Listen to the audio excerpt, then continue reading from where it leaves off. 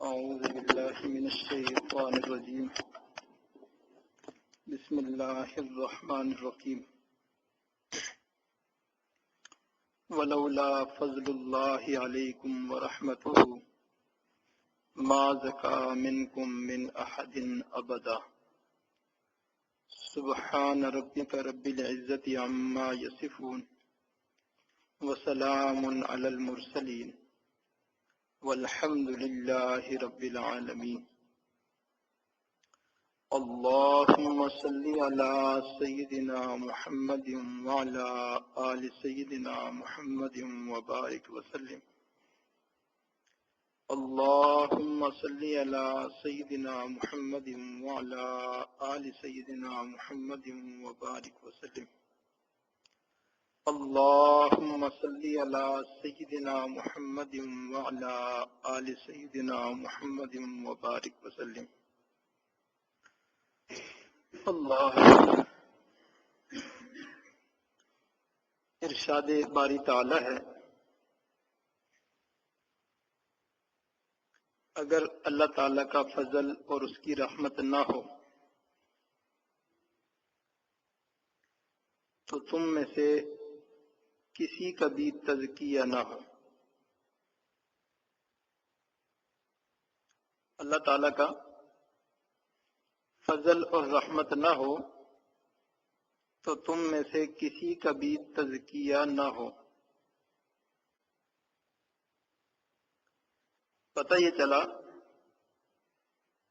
کہ کسی کا تزکیہ ہونا، تربیت ہونا، اچھے حالات آ جانا، روحانی ترقی نصیب ہو جانا، یہ سب اللہ تعالیٰ کے فضل و کرم سے ہے۔ نہ ہم کچھ ہیں نہ ہمارا کچھ ہے، جو کچھ بھی ہے اللہ تعالیٰ کے فضل سے ہے۔ اگر اللہ تعالیٰ کا فضل نہ ہو تو ہم کچھ بھی نہیں ہیں۔ اس لیے کئی مرتبہ جب روحانی ترقی نصیب ہوتی ہے تو بندہ خوش فہمی میں مبتلا ہو جاتا ہے، خود پسندی میں مبتلا ہو جاتا ہے کہ شاید میں اچھا ہو گیا ہوں۔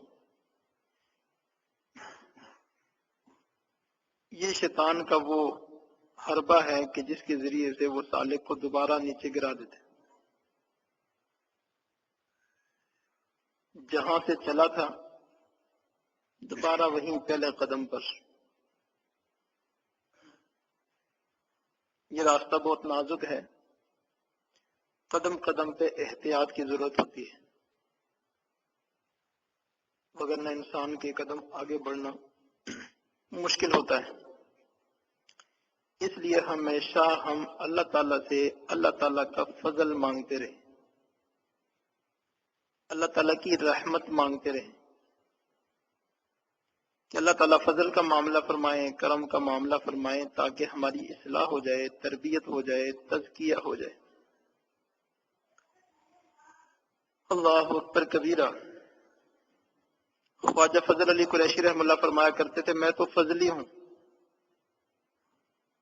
یعنی میرے اندر تو کوئی کمال نہیں ہے، میرے اندر تو کوئی نیکی نہیں ہے، کوئی اعمال میرے پاس نہیں ہے، میں تو فضلی ہوں، محض اللہ تعالیٰ کا فضل ہوا، اللہ تعالیٰ نے مجھے بہت کچھ عطا کر دیا۔ تو اس لیے ہم بھی یہ سبق یاد رکھیں اپنے بڑوں کا کہ ہم سب فضلی ہیں۔ جو کچھ بھی ہمارے پاس ہے، جو کچھ بھی اللہ تعالیٰ نے نیکی تقوی کی توفیق دی ہے، یہ سب کچھ اللہ تعالیٰ کا فضل ہے، اللہ تعالیٰ کی رحمت ہے۔ اللہ اکبر۔ سالک جب بیعت ہونے کے بعد اس راستے میں قدم رکھتا ہے اور پھر شیخ کے بتائے ہوئے معمولات پابندی سے کرتا ہے تو اس کی ترقی شروع ہو جاتی ہے، روحانی ترقی اس کی ہوتی رہتی ہے۔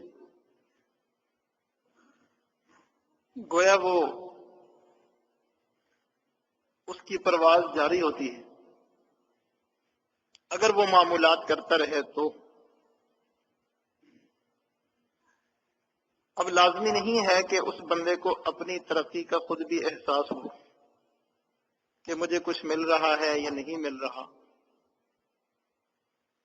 لیکن اگر ذکر کر رہا ہے تو ذکر سے اس کی ترقی ہو رہی ہے۔ ذکر لازمی ہے۔ مبتدی سالک کی ترقی ذکر سے ہوتی ہے، پھر اس کے بعد ترقی فکر سے ہوتی ہے، اور پھر اس کے بعد ترقی محض اللہ تعالیٰ کے فضل سے ہوتی ہے۔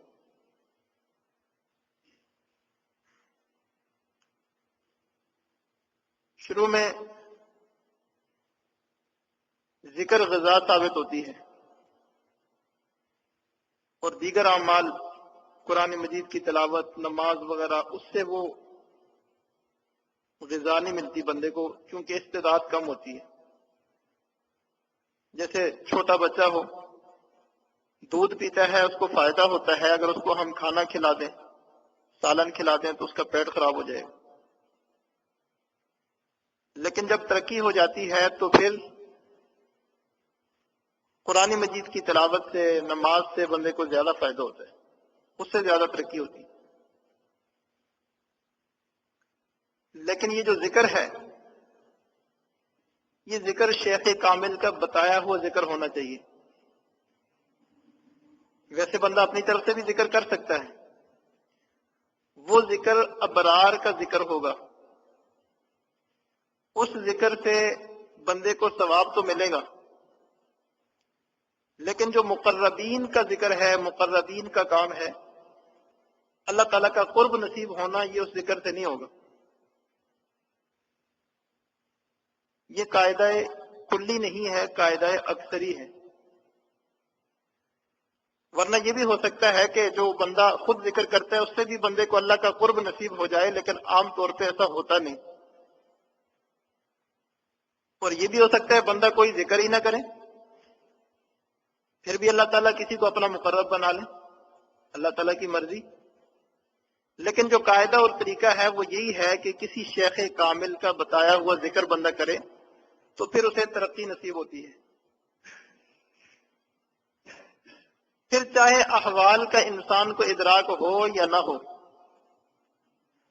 کئی دوست کہتے ہیں جی کوئی احوال نہیں ہے، کوئی کیفیت نہیں ہے، اتنا عرصہ ہو گیا، بیعت ہو گئے ہیں، کوئی ترقی نہیں ہوئی۔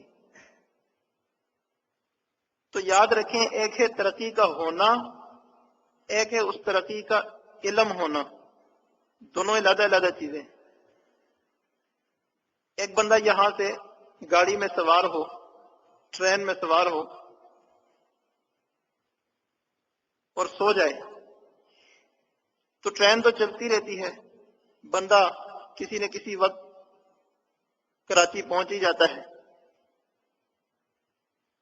اور ایک بندہ وہ ہے جو سوتا نہیں ہے بلکہ ٹرین میں بیٹھ کے ادھر ادھر دیکھتا رہتا ہے، تو اس کو سارے احوال کا پتہ ہوتا ہے، پہلے فلاں شہر آیا، پھر فلاں شہر آیا، پھر فلاں آیا، سارے راستے کا اس کو پتہ ہوتا ہے۔ لیکن منزل تو دونوں کی ایک ہی ہے، ایک نے احوال کو دیکھا اور ایک بغیر دیکھے منزل تک پہنچ گیا۔ تو یہ راستے کے احوال مقصود نہیں ہوتے،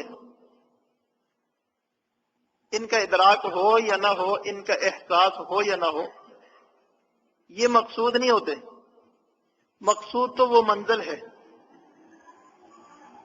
امام ربانی مجدد الثانی رحمہ اللہ فرماتے ہیں کہ یہ حالات، کیفیات، یہ سالکین کی تربیت کے لیے ان کو بطور انعام ملتے ہیں تاکہ ان کی حوصلہ افزائی ہو اور آگے بڑھیں، ان کا ذوق شوق مزید بڑھ جائے۔ جیسے چھوٹا بچہ الف با لکھتا ہے، ٹیڑھا میڑھا لکھتا ہے، غلط سلط لکھتا ہے، لیکن وہ جو لکیریں بھی کھینچتا ہے تو والد دیکھتا ہے تو خوش ہوتا ہے کہ بچے کو کچھ نہ کچھ لکھنا آ گیا، تو وہ بچے کو انعام نکال کے دیتا ہے۔ اب اس کا یہ مطلب نہیں ہے کہ وہ بچہ کامل ہو گیا ہے، انعام دینے کا یہ مقصد نہیں ہے کہ اس کو ساری لکھائی آ گئی، بلکہ اس کی تربیت کے لیے ہے تاکہ اس کا شوق مزید بڑھے اور یہ آگے پہنچے، اپنی منزل تک پہنچے۔ تو یہ راستے کے احوال کیفیات یہ صرف سالکین کی تربیت کے لیے ہوتے ہیں. احوال سے گزر کر احوال کے مالک تک پہنچنا ہوتا ہے. حضرت جی دامت برکاتہم کے خلیفہ مجاز حضرت پروفیسر اسلم صاحب نے ایک دفعہ حضرت جی دامت برکاتہم سے عرض کیا، حضرت اتنا عرصہ ہو گیا ہے بیعت ہوا ہوں مگر کوئی ترقی محسوس نہیں ہو رہی. کون فرما رہے ہیں؟ حضرت کے خلیفہ مجاز پروفیسر اسلم صاحب. کوئی ترقی محسوس نہیں ہو رہی. میں اور آپ کہتے تو پھر تو بات سچی ہوتی کہ ہمیں ترقی محسوس نہیں ہو رہی، لیکن وہ فرما رہے ہیں جن کی ترقی ہمیں بھی نظر آ رہی ہے. تو حضرت نے جواب دیا، فرمایا کہ تمہاری ترقی کا تمہیں محسوس ہونا لازمی نہیں ہے. تمہاری ترقی کا تمہیں محسوس ہونا لازمی نہیں ہے، ہمیں محسوس ہو رہی ہے. ہمیں محسوس ہو رہی ہے، آپ کو محسوس ہونا لازمی نہیں ہے. تو ترقی ہوتی ہے.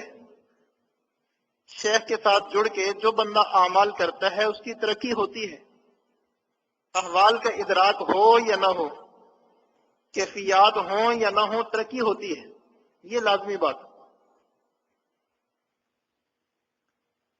دونوں کیفیات آتی ہیں، بس کی بھی آتی ہے، قبض کی بھی آتی ہے. بس کی کیفیت میں تو ساتھی بڑی ذوق شوق سے اچھے حالات ہوتے ہیں، اعمال معمولات سارا کچھ اور ہوتا ہے. لیکن جب قبض کی کیفیت آتی ہے پھر بہت کم لوگ ثابت قدم رہتے ہیں. قبض کی کیفیت کبھی کبھی بہت شدت اختیار کر جاتی ہے. خواجہ بہاؤالدین نقشبند بخاری رحم اللہ فرماتے ہیں کہ قبض کی کیفیت اتنی شدید ہوئی کہ 6 ماہ تک قبض کی کیفیت رہی. استغفار کیا، دعائیں مانگی، لیکن وہ کیفیت ٹھیک نہیں ہو رہی تھی. ایسے لگ رہا تھا کہ شاید اس سے آگے میرے لیے دروازے بند ہیں. بندہ ایسی کیفیت میں کئی دفعہ مایوس ہو جاتا ہے کہ پتہ نہیں اس سے آگے میرے لیے کوئی حصہ ہی نہیں. فرماتے ہیں کہ جب بہت تنگ ہوا تو میں نے سوچا کہ گھر میں بھی فقر و فاقے ہیں اور مجاہدے ہیں، حالات ایسے ہیں. جب اللہ تعالیٰ نے میرے لیے اس سے آگے دروازے بند ہی کیے ہوئے ہیں تو میں جا کے کم از کم کوئی مال پیسہ کما کے گھر والوں کے لیے نان نفقے کا انتظام تو کر لوں. فرماتے ہیں یہ نیت لے کر میں اٹھا اور بازار کی طرف رخ کیا.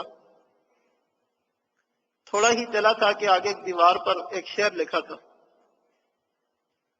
جس کا مفہوم یہ بنتا تھا کہ اے فلاں شخص ادھر آؤ ہم تمہارے ہیں، ادھر آؤ ہم تمہارے ہیں، اجنبی نہ بنو قریب ہو جاؤ، اجنبی نہ بنو قریب ہو جاؤ. حضرت فرماتے ہیں کہ بس یہ شعر پڑھنا، یہ جملہ پڑھنا میری تمام کیفیات بحال ہوگی اور وہ قبض کی کیفیت بس میں تبدیل ہوگی اور میں واپس ہو گیا. تو دونوں کیفیتیں آتی.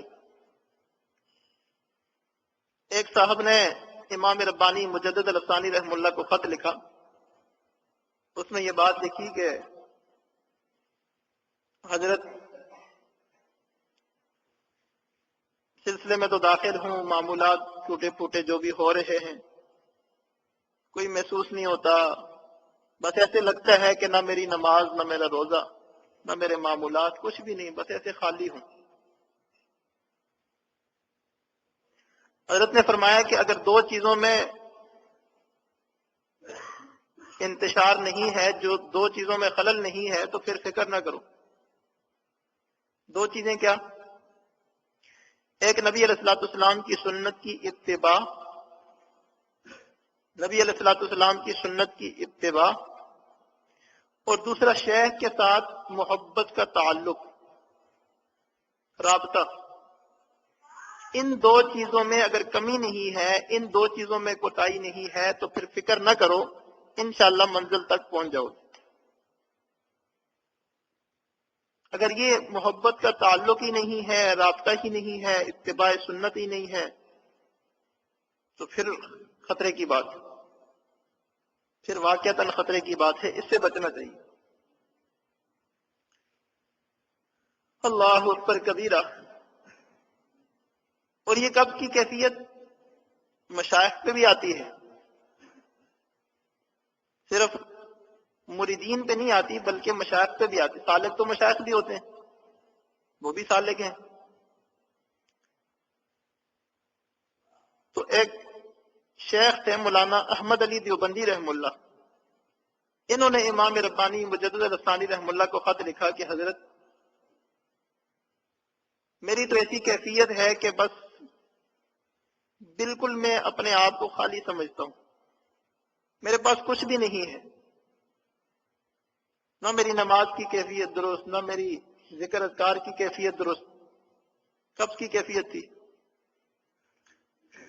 لیکن آگے لکھتے ہیں کہ اسی کیفیت کے دوران مجھ سے دو ساتھی بیعت ہوئے، سلسلے میں داخل ہوئے، اور میں نے ان کو طریقہ بتایا، طریقہ تلقین کیا، تو انہوں نے اس پہ عمل کیا تو ان کو بہت فائدہ ہو رہا ہے، اور ان کی بڑے عجیب و غریب حالات اور کیفیات ہیں۔ تو حضرت نے جواب میں لکھا کہ یہ جو آپ کے مریدین کے اوپر حالات اور کیفیات ہیں، یہ آپ ہی کے حالات اور کیفیات ہیں، یہ آپ ہی کے حالات اور کیفیات ہیں۔ جس طرح آئینے کے اندر بندے کو اپنا آپ نظر آتا ہے، بالکل اسی طرح متعلقین کے اندر کوئی چیز نظر آ رہی ہے تو یہ بھی آپ کے ہی حالات ہیں۔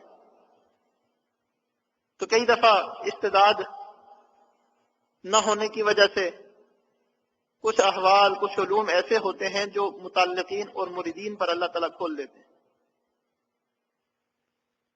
اس لیے یہ بھی ادب سکھایا کہ اگر کسی سالک کو کوئی کیفیات حاصل ہوں، کوئی علوم حاصل ہوں، کوئی اچھے حالات ہوں، تو وہ یہی سمجھے کہ یہ میرے شیخ کی برکات ہیں، شیخ کے احوال ہیں جو مجھ پہ ظاہر ہو رہے ہیں، یہ میرے شیخ کے احوال ہیں جو مجھ پہ ظاہر ہو رہے ہیں۔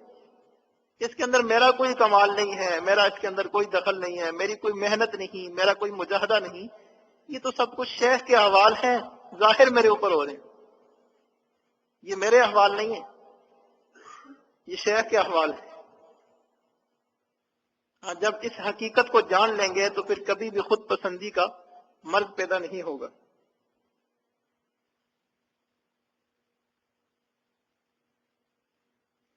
اس لیے فرمایا کہ احوال مقصود نہیں ہے۔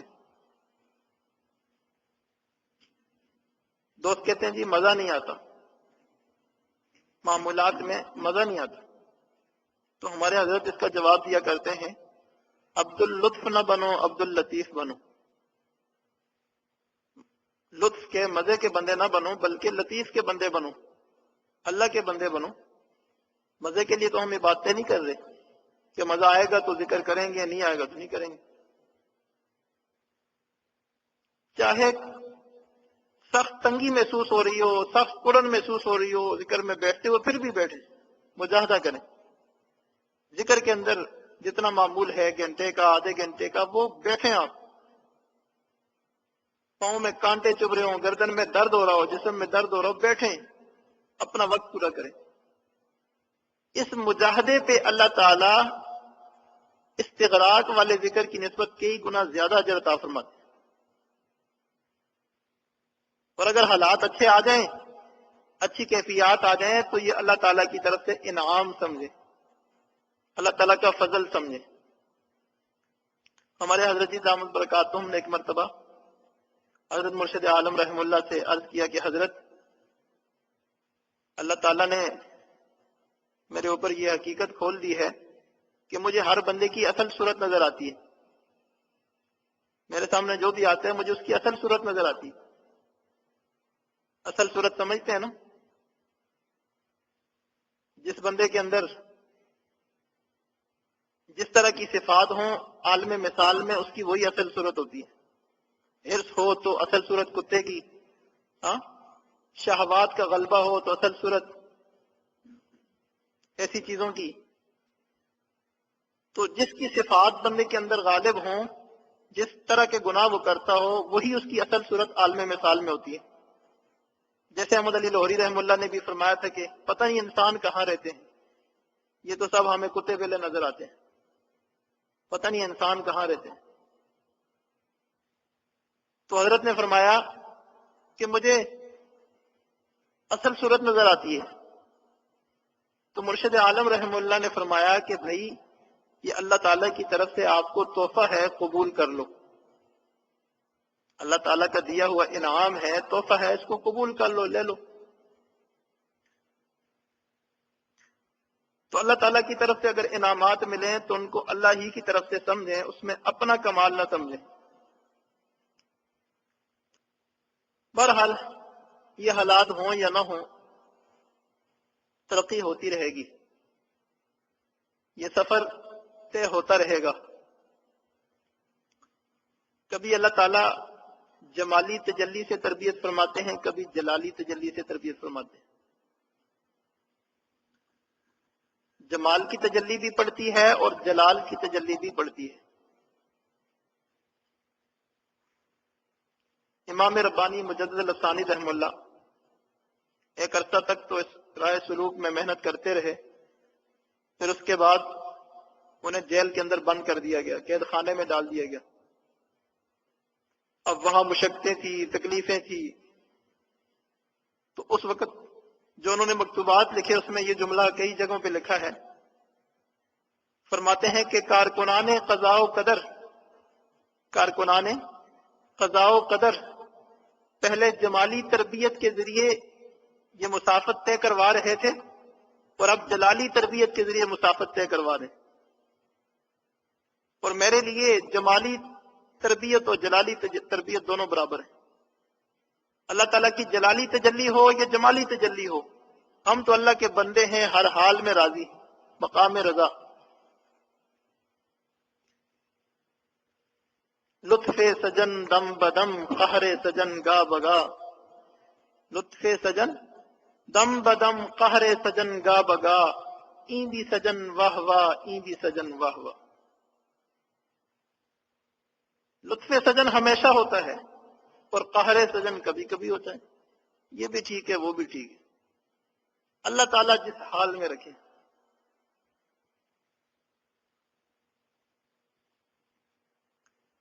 ایک کیفیت ہوتی ہے وصل کی اور ایک کیفیت ہوتی ہے حجر کی. جب بندہ اللہ تعالیٰ سے دور ہوتا ہے تو روتا ہے، اللہ کی طلب میں مانگتا ہے. اور ایک وصل کی کیفیت ہوتی ہے تو اس میں اور کیفیات ہوتی ہیں.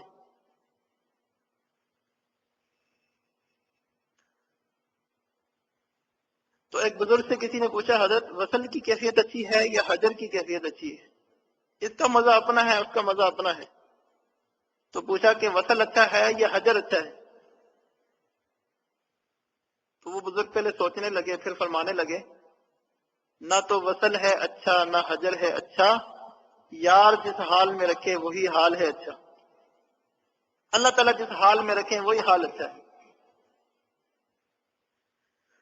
اللہ اکبر کبیرہ. ہمیں چاہیے کہ ہم اپنی مرادوں کو، اپنی خواہشات کو ختم کریں اور ہماری مراد صرف اور صرف ایک اللہ تعالیٰ کی مراد ہو. جو اللہ تعالیٰ کا حکم ہوگا وہ مانیں گے، وہ کریں گے، اس کے مطابق اپنی تمام مرضیات، خواہشات کو قربان کر دیں گے. جیسے اللہ کا حکم ہوگا ویسے ہی کریں گے.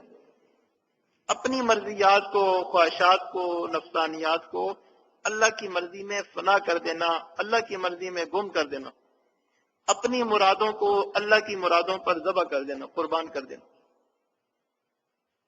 ہمیں چاہیے کہ ہم ایسے بن جائیں. یہاں ایک سوال پیدا ہوتا ہے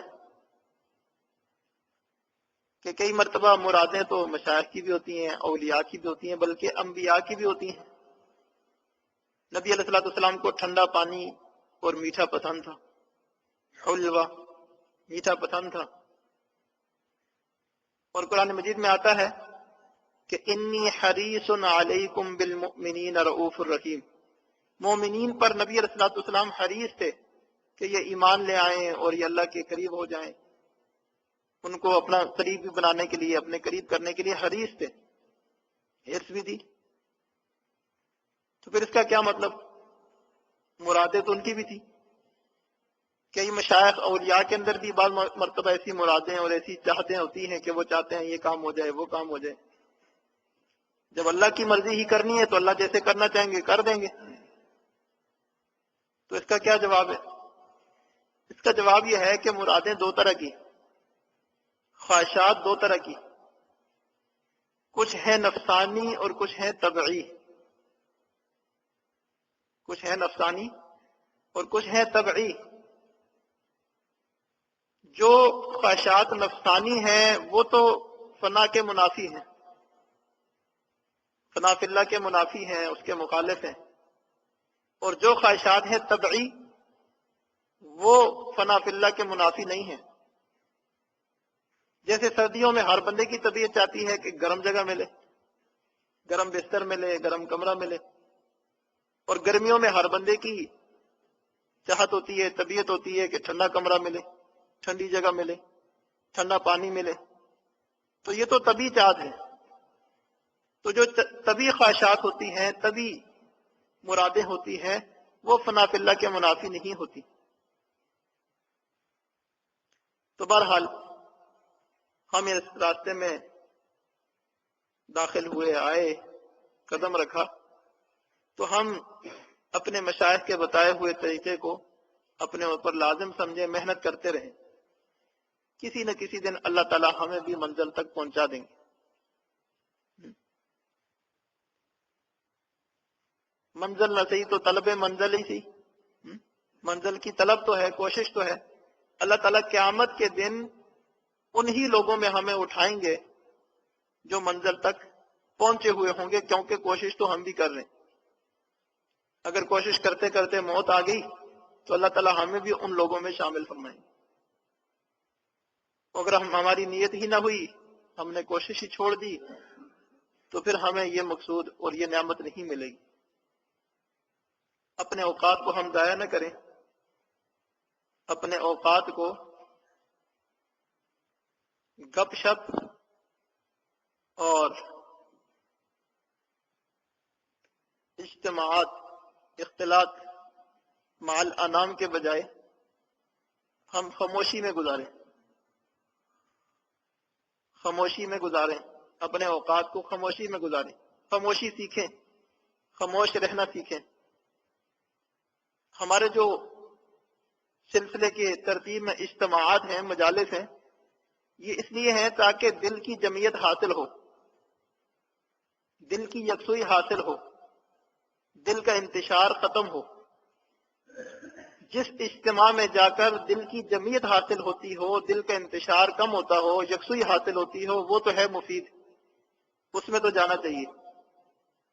اور جس اجتماع میں جا کر دل میں انتشار آتا ہو اور یہ قلبی یکسوئی اور دوام حضوری، دوام آگہی، یہ کم ہوتی ہو، تو وہ ہے نقصان دہ۔ اور وہ ہمارا یہ گپ شپ کا اجتماع ہوتا ہے۔ ہم جو گپ شپ کے لیے فارغ کر لیتے ہیں نا، اپنے آپ کو بیٹھ جاتے ہیں اور آپس میں شروع ہو جاتے ہیں قصہ گوئی، شعر گوئی، تو یہ قصہ گوئی اور شعر گوئی کا وقت نہیں ہے، سٹوریاں سنانے کا وقت نہیں ہے۔ یہ وقت مدرسہ ہے، یہ وقت تعلیم و تربیت ہے۔ اس کے اندر ہم اپنے کام سے کام رکھیں، خاموشی سیکھیں، تعلیم بھی سیکھیں، تربیت بھی حاصل کریں، ظاہری علوم کو بھی حاصل کریں اور باطنی علوم کو بھی حاصل کریں۔ ایک ہوتا ہے علم حصولی جو کتابوں سے حاصل ہوتا ہے، ایک ہوتا ہے علم حضوری جو اس راستے سے حاصل ہوتا ہے۔ علم حصولی بھول سکتا ہے، علم حصولی ہم نے یاد کیا، آج ایک گردان ہم نے یاد کی، ممکن ہے کل وہ ہمیں بھول جائے۔ ایک قانون ہم نے یاد کیا، کوئی مسئلہ ہم نے فقہ کا یاد کیا، ممکن ہے کل بھول جائے۔ لیکن علم حضوری جب اس راستے میں آ کے حاصل ہو جاتا ہے تو پھر بندے کو 1000 سال عمر دی جائے، یعنی عمر نوح دی جائے، پھر اسے کہا جائے کہ اب اس علم حضوری کو بلاؤ، وہ بتکلف کوشش کرے، محنت کرے کہ میں اس کو بلاتا ہوں، تو نہیں بلا سکے گا۔ بلانا بھی چاہو گے تو بلا نہیں سکو گے۔ روز سوچتا ہوں کہ تجھے بلا دوں، پر روز یہ بات بھول جاتا ہوں۔ ہر روز سوچتا ہوں تجھے بلا دوں، لیکن بھولتا نہیں۔ تو ایسی جو ہے علم حضوری بندے کو ایسا حاصل ہو جاتا ہے، ایسی دوام ذکر حاصل ہو جاتا ہے کہ پھر بندہ بلاتا نہیں۔ تو اللہ تعالی ہم سب کو اس راستے میں ترقیاں عطا فرمائے، مشائخ کے فیوزات میں سے پورا پورا حصہ عطا فرمائے۔ اللہ تعالیٰ قرض بس دونوں کیفیتوں میں اللہ تعالیٰ ہمیں ثابت قدم عطا فرمائے۔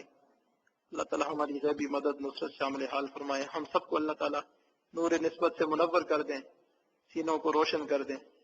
وآخر دعوانا ان الحمدللہ رب العالمین۔ سب دوست مراقب ہو جائیں، آنکھیں بند، سر جھکا لیں، دنیا و مافیہا سے ہٹ کٹ کے اللہ رب العزت کی یاد میں ڈوب جائیں۔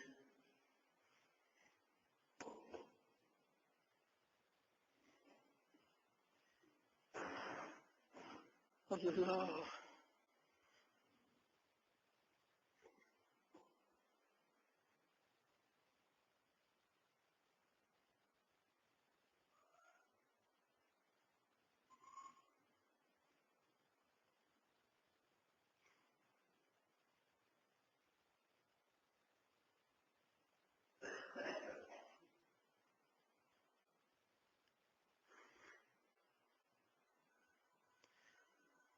لطف سجن دم بدم،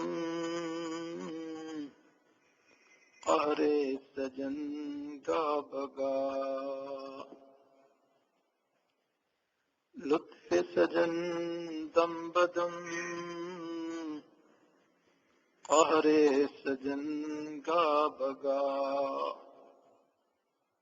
این بھی سجن واہ واہ، اون بھی سجن واہ واہ۔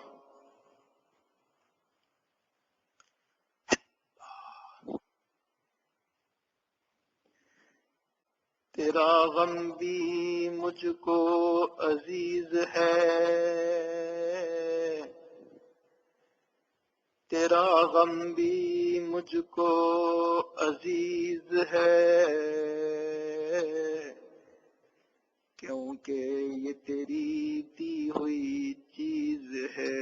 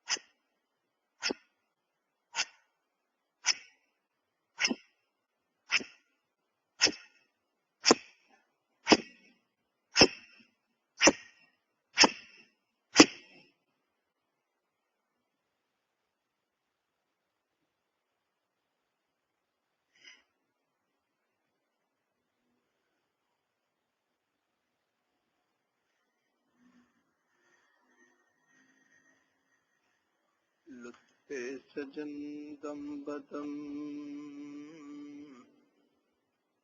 قہر سجن گا بگا لطف سجن دم بدم قہر سجن گا بگا بھی سجن واہ واہ بھی سجن واہ واہ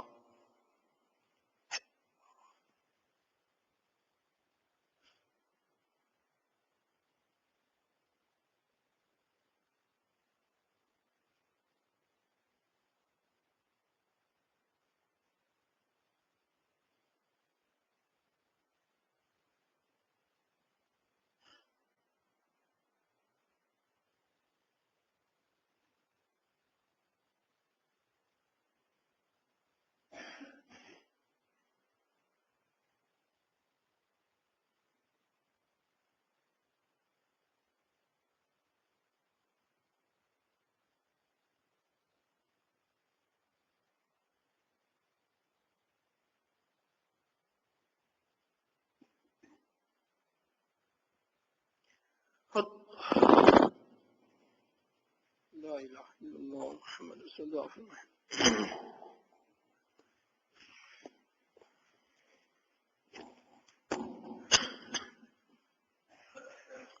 اللهم صل على سيدنا محمد وعلى آل سيدنا محمد وبارك وسلم.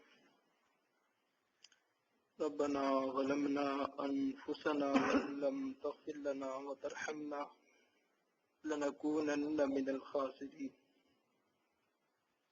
ربنا هب لنا من أزواجنا وذرياتنا قرة أعين واجعلنا للمتقين إماما وجعلنا للمتقين إماما وجعلنا للمتقين إماما. رب اغفر وارحم وأنت خير الراحمين. رب ارحمهما كما ربياني صغيرا. رب ارحمهما كما ربياني صغيرا. رب کریم ہم تیرے عاجز مسکین بندے ہیں. رب کریم ہم بہت کمزور ہیں، عاجز ہیں، مسکین ہیں. رب کریم ہم غفلت میں ڈوبے ہوئے ہیں، اللہ گناہوں میں ڈوبے ہوئے ہیں. میرے مالک تجھ سے ہم بہت دور ہیں. رب کریم تیرے چاہنے والے اللہ تجھے انہوں نے پا لیا، تجھے دل میں بسا لیا. اللہ وہ تیرے بن گئے تو ان کا بن گیا. اللہ ہم تو اس عورت کے مانند ہیں جو ایک سوت کا ٹکڑا لے کر آئی تھی یوسف علیہ السلام کو خریدنے کے لیے، اور کہنے لگی تھی کہ میں اس سے یوسف کو خرید تو نہیں سکتی، لیکن قیامت کے دن میرا نام خریداروں میں تو لکھا جائے گا. اللہ ہم اس عورت کی مانند ہیں. اللہ ہم تجھے پا تو نہیں سکتے. رب کریم ہم منزل تک پہنچ تو نہیں سکتے، لیکن میرے مولا ہم تو اپنا نام اس جماعت میں لکھوانے آئے ہیں. رب کریم آج کی اس مجلس میں ہم سب فقیر، ہم سب کمزور، ہم سب ٹوٹے دلوں والے. اللہ تجھ سے بس ایک ہی درخواست کرتے ہیں، اللہ ایک ہی درخواست کرتے ہیں. اللہ اللہ قیامت تک ہمارا نام اس جماعت سے خارج نہ کرنا. اللہ ہمارا نام اس جماعت سے خارج نہ کرنا. اللہ خارج نہ کرنا. اللہ نکال نہ دینا. میرے مولا اپنے در سے دھتکار نہ دینا. اللہ اپنے در سے دھتکار نہ دینا. اللہ اپنے در سے دھتکار نہ دینا. رب کریم ان فقیروں کی جماعت سے ہمیں نکال نہ دینا. اللہ نکال نہ دینا. میرے مالک خیر کا معاملہ فرمانا، کرم کا معاملہ فرمانا. رب کریم رب کریم رب کریم हम कहाँ तुझे पा सकते हैं रब्बे करीम, हम कहाँ तुझे पहुंच सकते हैं। अल्लाह वो तो बुलंद हस्तियां हैं, बुलंद लोग हैं, बुलंद अज़म वाले हैं, बुलंद हिम्मतों वाले हैं, मेहनतों वाले हैं, मुजाहिदों वाले हैं। रब्बे करीम हमारे तो अल्लाह दामन में न कोई नेकी है न कोई अमल है। मेरे मौला खैर का मामला फरमा लीजिए, करम का मामला फरमा लीजिए। बस हम तुझसे तेरे फजल के तलबगार हैं अल्लाह, तेरे फजल के तलबगार हैं अल्लाह। अपना फजल फरमा दीजिए, अपनी रहमत अता फरमा दीजिए। अल्लाह तू चाहे तो बगैर मेहनत के किसी को अपना मुकर्रब बना ले। अल्लाह तू चाहे तो लोगों की 350 साल मेहनत को ठुकरा दे। रब्बे करीम तेरा फजल चाहते हैं, तेरा फजल चाहते हैं, कुछ भी नहीं चाहते, तेरा फजल चाहते हैं। अल्लाह अपना फजल फरमा लीजिए, रहमत फरमा दीजिए, करम फरमा दीजिए, अपने मकबूल बंदों में शामिल फरमा लीजिए। अल्लाह अपने मकबूल बंदों में शामिल फरमा लीजिए। रब्बे करीम ये जितने भी दोस्त बैठे हैं सबके सीनों में तेरी याद में धड़कने वाला दिल मौजूद है। अल्लाह इसको अल्लाह अपनी याद में धड़कने वाले दिल को नूर निस्बत से मुनव्वर कर दीजिए, नूर ईमान से मुनव्वर कर दीजिए, नूर मार्फत से मुनव्वर कर दीजिए, नूर इल्म से मुनव्वर कर दीजिए, रोशन कर दीजिए। मेरे मौला रोशन फरमा दीजिए, अल्लाह रोशन फरमा दीजिए। उठे हुए हाथों को कबूल कर लीजिए, मेरे मालिक कबूल कर लीजिए, कबूल कर लीजिए। हम फकीरों को अपना बना लीजिए, अल्लाह अपना बना लीजिए, अल्लाह अपना बना लीजिए। रब्बे करीम हमारे ऊपर अपनी रहमत की बारिश बरसा दीजिए। रात की तारीकी छा चुकी है, दुनिया के बादशाहों के दरवाजे बंद हैं, मालिक तेरा ही एक दर है। हम फकीर तेरे दरवाजे पे हाथ दामन फैलाकर बैठे हैं, तेरे दर के मंगते हैं, तेरे दर के फकीर हैं, तेरे दर के बेकारी हैं। अल्लाह हम बेकारी भी ऐसे हैं, न हमारे पास दामन है न हमारे पास प्याला है। रब्बे करीम तुझसे तेरे फजल का सवाल करते हैं, तेरी रहमत का सवाल करते हैं। अपनी रहमत के सारे दरवाजे खोल दीजिए, अपनी रहमत के सारे दरवाजे खोल दीजिए। अल्लाह खोल दीजिए, अल्लाह नहीं खोलने फिर भी खोल दीजिए। अल्लाह फकीर को हम देखते हैं, गनी के दरवाजे पे दस्तक देता है, आजिज मिस्कीन बन के मांगता है, ना मिले छोड़कर अगले दरवाजे पे चला जाता है। अल्लाह हम तेरे दर के मांगते हैं, अगर हमें यहाँ से न मिला हम किस दर पे जाएंगे। अल्लाह हम किस दर पे जाएंगे, अल्लाह हम किस दर पे जाएंगे। अल्लाह हमारी मिसाल तो उस आदमी की सी है जिसने 100 साल तेरी इबादत की, रोजाना ख्वाब में देखता, उसे कोई शख्स आके कहता, ए फलां शख्स तेरा कोई सजदा कबूल नहीं, तेरी कोई नमाज कबूल नहीं, तेरा कोई जिक्र कबूल नहीं, लेकिन फिर भी वो तेरी इबादत में डटा रहा, जमा रहा, तेरे दर पे पड़ा रहा। किसी ने पूछा, अरे भाई जब तेरा कोई सजदा कबूल नहीं, तेरी कोई इबादत कबूल नहीं, फिर तुझे थकने की क्या जरूरत है। कहने लगा, क्या करूं दर तो एक ही है, क्या करूं और कोई दर भी नहीं है, क्या करूं और कोई दर भी नहीं है। अल्लाह हम मकबूल हैं या मरदूद हैं, दर तो तेरा ही थामे हुए हैं, दर तो तेरा ही थामे हुए हैं। दुनिया के हम ठकराए हुए हैं, जिल्लत में डूबे हुए हैं, पर अल्लाह तेरी नबी की उम्मत में से हैं। अल्लाह रहम फरमा लीजिए, फजल फरमा लीजिए, करम फरमा लीजिए। अल्लाह हमारी मदद और नुसरत शामिल हाल फरमा लीजिए। अल्लाह हमारा नफ्स और शैतान के साथ मुकाबला है। अल्लाह हम कमजोर हैं, अल्लाह हम मगलूब हो जाते हैं।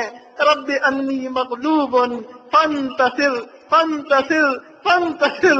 अल्लाह मदद फरमा लीजिए, मदद फरमा लीजिए, मदद फरमा लीजिए। इन दुश्मनों के खिलाफ मदद फरमा लीजिए, मदद फरमा लीजिए, गैबी मदद फरमा लीजिए, नुसरत फरमा दीजिए।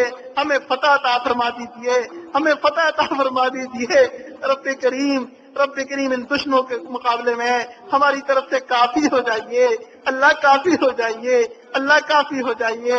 اٹھے ہوئے ہاتھوں کو قبول فرما لیجیے، بہتے ہوئے آنسوؤں کو قبول فرما لیجیے، دھڑکتے ہوئے دلوں کی آہوں کو سن لیجیے، اللہ دھڑکتے ہوئے دلوں کی آہوں کو سن لیجیے، دلوں کے رازوں کو جاننے والے مولا قبول کر لیجیے، قبول کر لیجیے، قبول کر لیجیے۔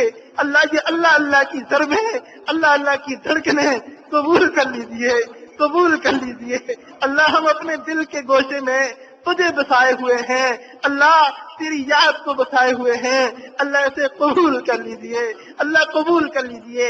اللہ جیسے ہم نے تیری یاد کو اپنے دل کے گوشے میں بسایا ہے، ہمیں بھی اپنے قرب میں جگہ عطا فرما دیجیے، اپنے قرب میں جگہ عطا فرما دیجیے، اللہ اپنے قرب میں جگہ عطا فرما دیجیے، اللہ قبول فرما لیجیے، قبول فرما لیجیے۔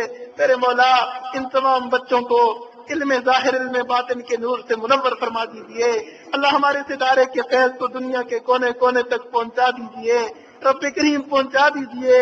اللہ ہم اس قابل تو نہیں ہیں، لیکن جب تو کسی کو قبولیت سے نوازتا ہے تو اللہ کے تنکوں کو خورشید بنا دیتا ہے۔ میرے مولا تو چڑیوں سے باز مروا سکتا ہے، اللہ ہم جیسے تنکوں کو بھی اللہ قبول کر لیجیے، قبول کر لیجیے، نسبت کے اس فیض کو پھیلانے کا ذریعہ بنا دیجیے، دنیا کے کونے کونے تک اس فیض کو پھیلا دیجیے۔ جتنے دوست احباب روحانی سفر میں کسی منزل پر رکے ہوئے ہیں، اللہ اپنے فضل سے انہیں آگے بڑھا دیجیے، اپنے فضل سے ان کا ہاتھ پکڑ کے انہیں آگے بڑھا دیجیے، اللہ آگے بڑھا دیجیے، اللہ آگے بڑھا دیجیے، اللہ تمام دوستوں کو آگے بڑھا دیجیے، روحانی سفر کی منزلیں طے کروا دیجیے، اللہ طے کروا دیجیے، اللہ جیسے بھی ہو اللہ یہ منزلیں طے کروا دیجیے۔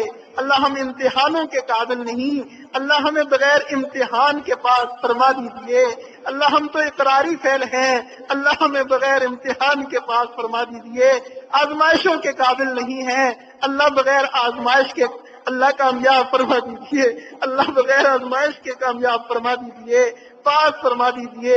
رب کریم ہمارے ٹوٹے پھوٹے ان الفاظ کو قبول فرما لیجیے، اللہ ہمیں مانگنا نہیں آتا، اللہ تو ہمیں دلوں کی آواز کو سننے والا ہے، دلوں کے درد کو اللہ تو جاننے والا ہے، دلوں کی مرادوں کو جاننے والا ہے، اللہ ہماری ساری دعاؤں کو قبول فرما لیجیے، قبول فرما لیجیے، قبول فرما لیجیے۔ اللہ دین کے کام کو پھیلانے کے لیے تمام دروازوں کو کھول دیجیے، اللہ تمام دروازوں کو کھول دیجیے، آسانی کا معاملہ فرما دیجیے، مدد اور نصرت کا معاملہ فرما دیجیے، غیبی مدد نصرت شامل حال فرما دیجیے، تمام اسباب وسائل میسر اور مہیا فرما دیجیے، اللہ مہیا فرما دیجیے، اللہ مہیا فرما دیجیے۔ رب کریم جن دوستوں نے دعا کے لیے فرمایا ان کی جائز حاجات کو قبول و منظور فرما، پریشانیوں کو دور فرما، مسائل کو حل فرما، اپنے مقبول بندوں میں شامل فرما۔ اللہ آج کی دعاؤں میں سے ہماری بہنوں کو حصہ عطا فرما، بھائیوں کو حصہ عطا فرما، ماں باپ کو حصہ عطا فرما، تمام اساتذہ اور مشائخ کو حصہ عطا فرما۔ رب کریم آج کی دعاؤں میں سے دوست احباب کو حصہ عطا فرما، عزیز و اقارب کو حصہ عطا فرما، اللہ ہماری آل اولاد کو حصہ عطا فرما۔ رب کریم جن دوستوں کے دلوں میں جو جائز مرادیں ہیں اللہ انہیں پورا فرما، اللہ انہیں پورا فرما لیجیے، قبول فرما لیجیے، بعض اپنے فضل و کرم سے قبول فرما لیجیے، اٹھے ہوئے ہاتھوں کو قبول فرما لیجیے۔ اللہ جو دعائیں مانگی وہ بھی عطا فرما دیجیے، جو مانگنی چاہیے تھی نہیں مانگ سکے وہ بھی عطا فرما دیجیے۔ اللہ ہم سب کو حرمین شریفین کی بار بار حاضری نصیب فرما دیجیے، جلد از جلد حاضری نصیب فرما دیجیے، بار بار حاضری نصیب فرما دیجیے۔ رب کریم ہم نے اپنے مشائخ کو دیکھا، بڑوں کو دیکھا، جب حج کا موسم ہوتا اللہ وہ پریشان ہو جاتے، حاجی حج کو جاتے یہ حسرت کی نگاہوں سے انہیں دیکھتے کہ یہ اللہ کے در پہ جا رہے ہیں، اللہ کے دروازے پہ جا رہے ہیں، نبی علیہ الصلوۃ والسلام کے روضے پہ جا رہے ہیں۔ میرے مولا جب حج کے ایام ہوتے ہم نے حسین احمد مدنی رحم اللہ کے بارے میں پڑھا اور سنا ہے کہ انہیں حج کی باتیں یاد آتی، فرماتے پتہ نہیں وہ شاہ اس وقت کیا کر رہے ہوں گے، کوئی مقام ابراہیم پہ 2 نفل پڑھ رہا ہوگا، کوئی حجر اسود کو بوسے دے رہا ہوگا، کوئی طواف کر رہا ہوگا، کوئی ملتزم کے ساتھ ملتزم ہو کر اللہ چمٹ کر دعائیں مانگ رہا ہوگا، اور کبھی کبھی کھانے کے لیے دسترخوان پہ بیٹھتے اچھی بات یاد آتی، روتے ہوئے لقمہ نیچے چھوڑ کر اڑ جاتے، کسی کونے میں جا کر روتے رہتے، کھانا پینا بھی چھوٹ جاتا۔ میرے مولا میرے مولا ہم نے بڑوں سے سنا ہے حج عمرے کے اس سفر کا تعلق مال پیسے سے نہیں ہے، محبت اور شوق سے ہے۔ اللہ اگر محبت شوق سے ہے تو پھر کس چیز کی دیر ہے؟ اللہ ہمیں بھی اپنے در پہ بلا لیجئے، ہم سب کو اپنے در پہ بلا لیجئے، اللہ بلا لیجئے، جلد از جلد بلا لیجئے۔